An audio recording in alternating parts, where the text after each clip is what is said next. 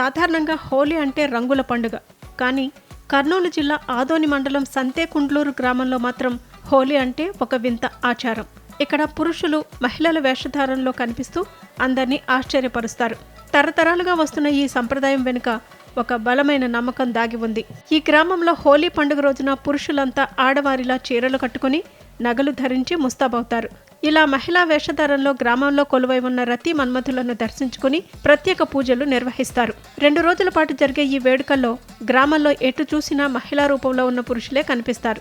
ఇలా చేయటం వల్ల తమ కోరికలు నెరవేరుతాయని గ్రామస్తుల నమ్మకం. ముఖ్యంగా పెళ్లి కాని వారికి వివాహం జరగాలని, సంతానం లేని వారికి పిల్లలు కలగాలని, పంటలు బాగా పండి గ్రామం సుభిక్షంగా ఉండాలని మొక్కుకుంటారు. కోరికలు తీరిన తర్వాత కృతజ్ఞతగా మళ్లీ చీర కట్టుకుని వచ్చి స్వామివారిని దర్శించుకోవటం ఇక్కడి ప్రత్యేకత.